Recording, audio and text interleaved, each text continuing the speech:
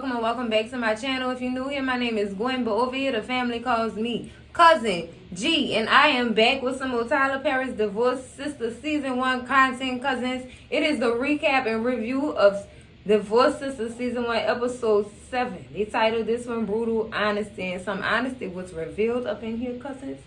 Oh, Lord, child. It's storyline time. Y'all ready? Y'all ready? We gonna start this one off in the church real quick, cousins, because I told y'all that boy lied. I told y'all he ain't do that. I told y'all. I don't believe he did that. He was trying to do something to scare that girl. Oh my goodness. Yes. I mean, they went and got cops and everything to go find this boy. Man, whole time this boy at his cousin's house. He playing games. He playing wicked games, cousins. And you play wicked games, you get wicked prizes, baby. And you still getting arrested. The only reason why he did all that was so that Bridget could get Calvin to drop them charges on him for that doggone assault. Oh, baby. He thought he was slick, cousins. He really thought he was slick. I did not like that. Because, baby, he had Bridget up in there breaking down, blaming herself and all kind of stuff. Lord have mercy. This girl. It left everybody to question, like, has he shown any behaviors of depression or violence before? And Bridget was like, no, he haven't. He didn't show no signs of none of this. None of this. He just don't want to go to jail. That's all this is. He copping out. He don't want to go to jail for what he did. No, you got to pay. You have to pay for that crime you committed. Oh, yeah, for sure Calvin pressed charges on him. For sure. Bridget, why would you do? What you mean, why would I do that? He jumped on me. What you thought? What you thought? What did you think, girl? Oh, my goodness, cousins. Now, also at this church, girl, we get Tiffany coming to Bridget, Tiffany coming in to come see about Bridget, but she also coming to Geneva, woman to woman, because she feel like it's a problem. And she want to know what the problem is. She wants to know what the problem is that Geneva has with her because she been acting away with her. Girl, I told you Tiffany was going to peep game. I told y'all that. That girl was going to peep game and she was going to have some questions that needed answers. And unfortunately, Geneva was not willing to honestly answer this girl questions. Like, she was asking her, what is this about? Is this about that pretty lady or is it about me? And she said, mostly it's about the pretty lady. No, it's not. You mad because that girl messing with that man that you had on the side. Girl, won't you be honest with your friend, sis? Be honest with your friend. She deserved that. She really, really deserved that. Child, girl, Geneva is making my nerves so bad with all this stuff she doing. Like, sis can't be honest to save her own ass. This is crazy to me. It really is, because it's like, how dare you? How dare you, sis? You wrong for this. You could be honest with this girl. Let her know what she getting into. She didn't even want to answer the girl questions that she had about Javon. Sometimes you don't need to know right now. You'll find out when you need to find out. You know what? How about you tell her? Woman up. Put your big girl drawers on and tell her the truth about what's going on. This the only truth you probably ain't even tell this girl about. This man on the side, huh? The only one that know about this man on the side is Rasheda. That's the only person who know about Javon. Girl, this is really crazy to me. Like, be a woman. Be a woman, sis. And girl, Like, and then that left her to question the other girls. Like, why is she acting this way towards me? The only one of them that knew out of Bridget and Rasheda was Rasheda. And Rasheda was keeping her mouth closed because y'all know Rasheda can't lie, cousin. She cannot lie. That's against her rules. She cannot lie. So she just swerved around the question. Like, you need to ask her. Girl, look, I asked her. She won't tell me. So obviously, I'm coming to you to find out if you know something. And what she does, she just don't want to tell you. Because that's not her business to tell. I get that. And that really pissed Tiffany off. Because Tiffany even said, I'm not going to be able to watch Anika if she keep playing with me like this, girl. You have to find somebody else to watch your child. I can't do it. I can't do it. Not with you acting like this towards me, girl. You think I'm about to watch your child after this? No, sis. No. Somebody, she got a lot on her mind. I bet she do. I bet she do have a lot on her doggone mind. Girl. So when she said that she wasn't going to watch Anika, girl, you know all them, well, I'll watch her. You know what? She told Bridget, girl, you can't watch nobody, all that stuff you got going on. You can't, nope. You can't watch her with all that stuff. Rasheda did say, I'm going to watch it then. Why don't you just tell the girl what's going on? I'm mad how they keeping this girl in the dope. I do not like this. I don't like this at all because that's too much for me. No, sis. No, I don't think so. I don't think so. So you're damn right. No, I don't think I'm going to be watching your child when you go to Italy with your husband. Girl, this is some messy stuff right here. So it's like, okay, so Tiffany actually, she really noticed something when Geneva said, I'm gonna meet y'all there. We gonna have to drive separately because I gotta stop somewhere before I go to Naomi house, because they do all agree to go to Naomi house to check on her and see what's going on or whatever. But she ain't been calling none of them since been in that house getting it in. She been in that house getting it in with Hakeem, girl. She almost unalive that boy, choking him, yeah, because you rough. Girl, them toys is, you rough. You rough. The boy had been tapped out and everything, and she still was choking. But that also brought Hakeem to figure out why she was going that hard on him. She was taking her frustrations out on him. All the frustrations she had dealing with Franklin, she was taking it out on Hakeem. And he noticed that, he called it out. Like, you can't be taking out your frustrations on me. No, ma'am. And when he told her that, she was like, well, just unalive him then. Girl, I said, oh my goodness. I knew she was going to ask him. But see, Hakeem ain't never got his hands that dirty, cousin. So he really, he thinking about this for real. And then when he finally figured out, he said, you know what? That's a high profile job. I'm going to have to get some of my boys to come. She said, no, don't get none of your people. This is between me and you. The less people who know, the better. That's true. That is true. I cannot lie to y'all. That is so true. The less people know, the more, it's just going to be an advantage for y'all to get away with what y'all trying to do. Basically, that's what that was. Because it's So she do it. She, like in true Naomi style, she kick him out the house. Tell him to put his clothes on. Don't sit around here. Kick him out the house. But see, within a deal, she tell him that she want him to take out Franklin and Lindsay.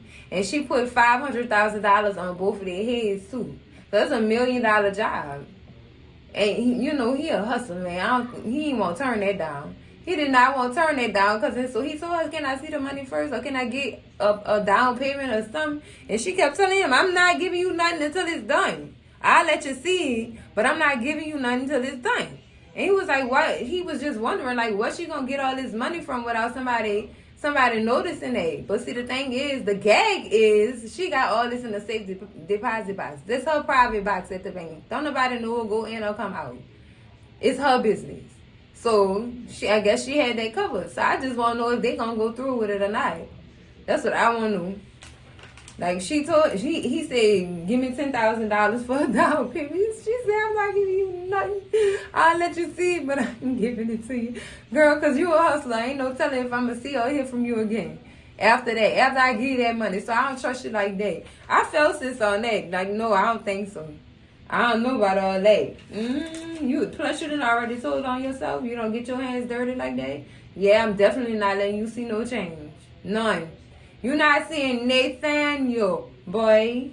Not seeing a thing, yang, child. And I don't blame her for that, cousins. But guess what, cousins?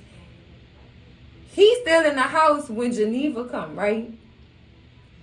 So Geneva is the first one to make it to Naomi's house. He's still in the doggone house, bucket naked, girl. In my Bernie Mac voice. Bucket naked. Definitely was in that house showing everything. Girl, I said, oh, Lord. And poor Geneva. She, oh my God, go with some clothes. You know you want to look at that man, girl. Stop acting like that. Girl,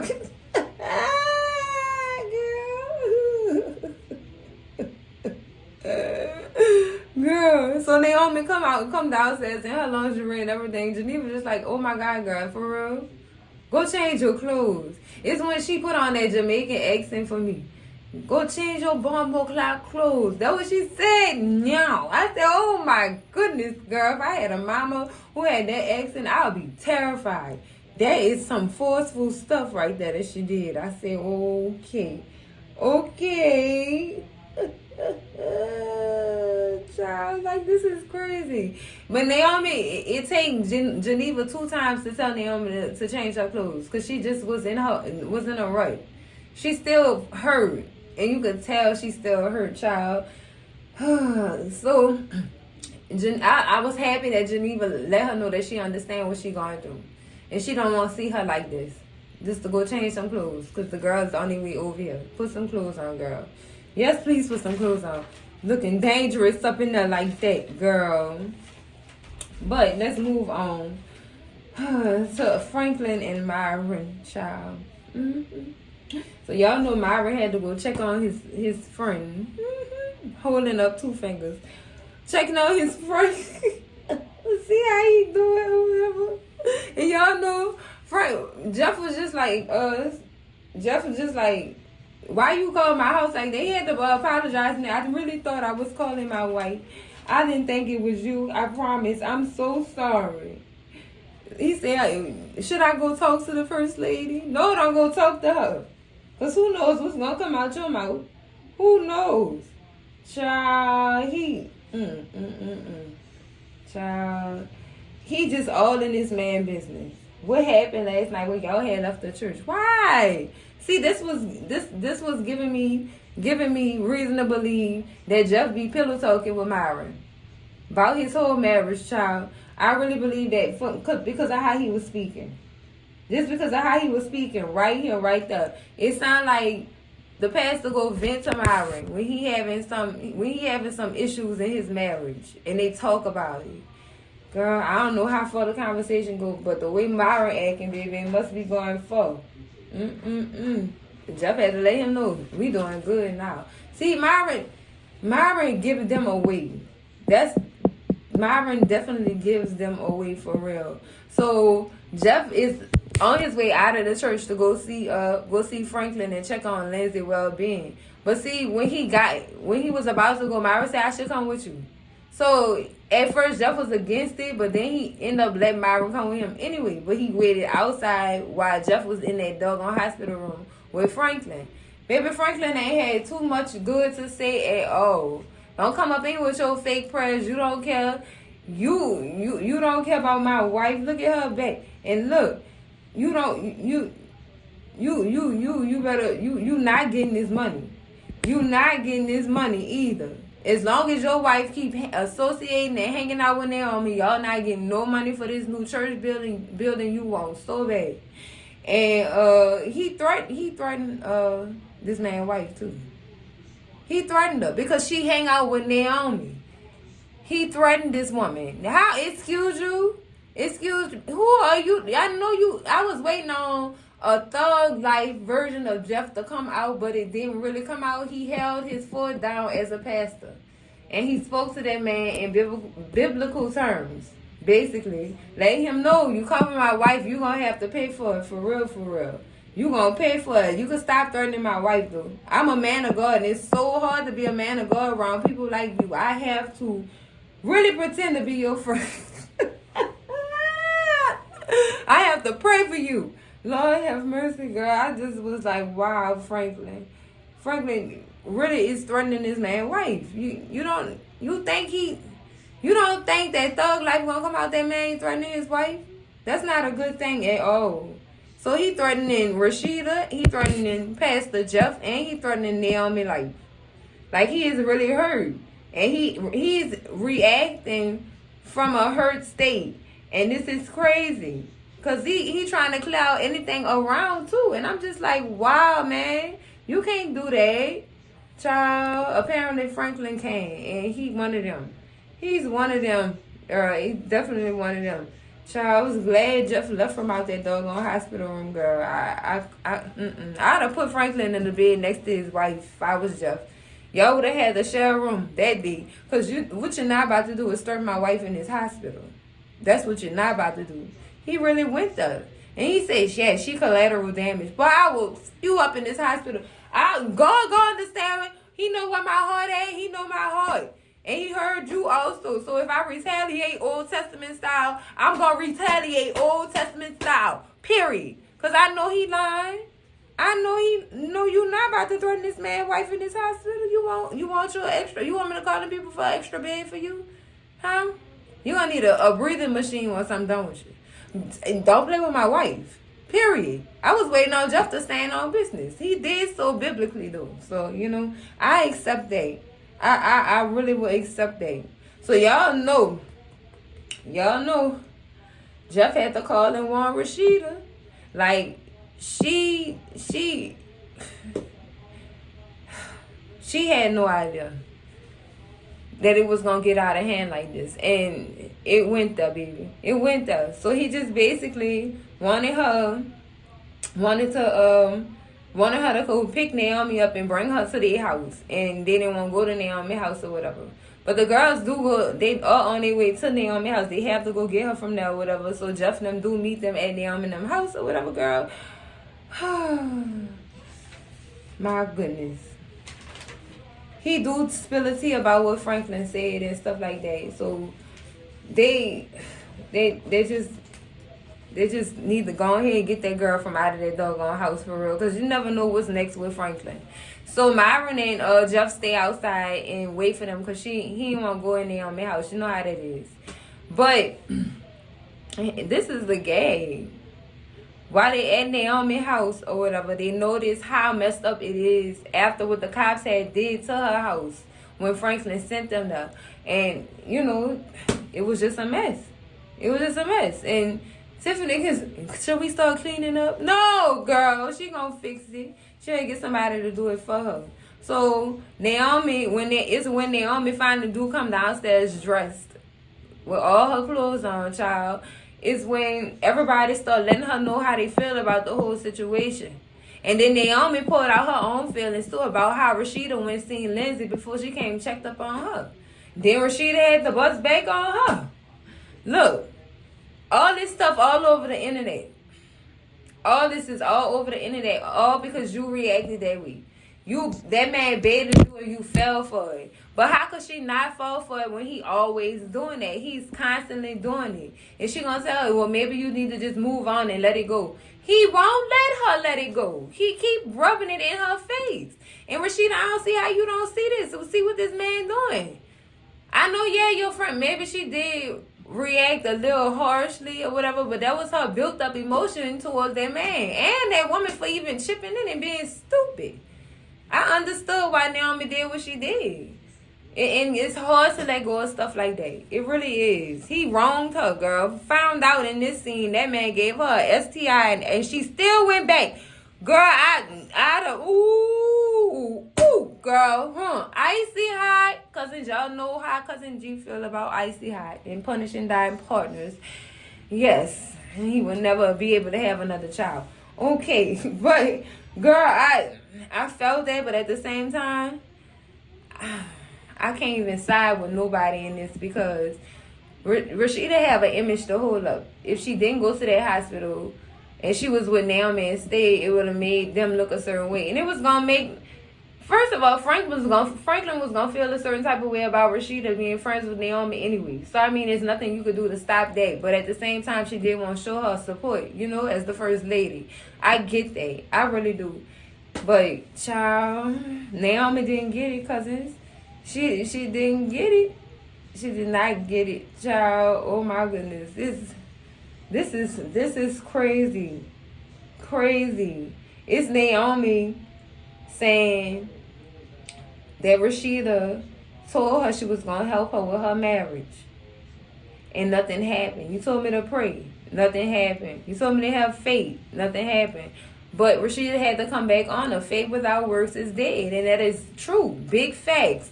Big funky facts, baby. You can't change it at all. Ain't nothing else other than that. You know what I'm saying? Y'all wasn't working. Now Naomi she came back. She said she was working on it, but he wasn't. And it was your job to make sure. No, he didn't. I can't make a grown man do something he don't want to do, cousin. To be honest with you, I can't. I can't make a grown man do something he don't want to do. I can't. You know, and that's not all on me. He got to do the work too. But Rasheda basically told her, stop giving Franklin your power and reacting the way that you do. The more you give him your power, the more you start doing stuff to get yourself in trouble. Don't do it no more. And that's hard. That's easier said than done, honestly, Rasheda. And Rasheda gonna have to deal with this too. Because y'all know Naomi came back with the read, baby. She was reading all of them. She started with Bridget. Bridget was about to run out the house. And Tiffany was telling her, no, tell her, stay and tell her what you got to say. Tell her what's on your mind. Bridget still ain't tell her what was on her mind at all. All of them felt like Naomi was doing too much. All of them. Bridget even said, I don't even know why we friends with you at this point. Girl, okay, Bridget. All right, Bridget, girl. All right. They just feel a certain way behind it about what they friend doing. They feel a way about what she's doing, and she's not too quickly accepting this. Oh, but baby, when she do accept it, oh my goodness, baby. Naomi for the read. She read Bridget first. Yes, oh my goodness. No, my bad. She read Tiffany first. And she told Tiffany about herself with rushing with Javon. Rushing through with Javon, trying to hurry up and get married again.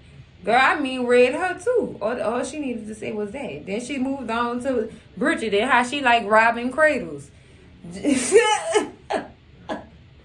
All they ever see Bridget with is a younger man. And then they drive her crazy. And then she went on to Geneva. Oh my God. Oh my, so back in the day, her and Geneva used to be in the whole phase, child. She exposed that. But she also told Geneva, she said, Geneva, y'all all trying to come to me and tell me I got a problem, but all y'all have issues also. That's basically what she was doing during this reading them. In true Naomi form. Baby, look, when I tell y'all Naomi remind me of Danny when Danny read all her sisters. Ooh, okay, that's it. Ooh, girl. Hand to head, girl. Read Geneva fulfilled. Geneva ain't nobody tell you nothing when you was running around here talking about William wasn't working with nothing but 5 inches. And the only reason why you ain't divorced that man yet is because you need that dual income to come into that household. Girl, when I say wow. She read her, she couldn't say nothing. She couldn't say, is there anything else? Yeah, it said there anything else too, girl. I'm surprised she don't know about Javon. I'm so surprised that I'm glad Naomi don't know about Javon. But then she move on to Rasheda. Yay. How's Myron? I heard Myron on the phone with your husband expressing his love. Oh, it's expressing how you feel about him and everything, girl. And how you don't pay no attention. You just turn the other cheek. Girl, I said, oh, wow. She said, y'all keep playing with me. Y'all forgot I got all kind of camera footage all around my doggone house. I could see everything. But I got something for you to watch. Girl, why this girl put this on the big screen TV? Myron on the phone with somebody confessing his love for Jeff. I know he loves me. I know he feels the same way. But his wife is always in the way. He walked in that church banquet, her holding her hand to make me jealous. Girl, you know what? Girl, when I tell you, wow, Geneva was trying to hold Rasheda while this was going on, and she just was pushing her. That's your man's, Rasheda? Girl, this messy. Cause this is so messy. Oh, girl, this is all that I asked for. My dreams have come true. But anyway, that's it for the recap and review of Divorce Sistas Season 1, Episode 7, Brutal Honesty. Girl, this is messy. Cousins, make sure y'all like, comment, and subscribe, girl. I'm gonna see y'all in the next video. Love y'all. Bye.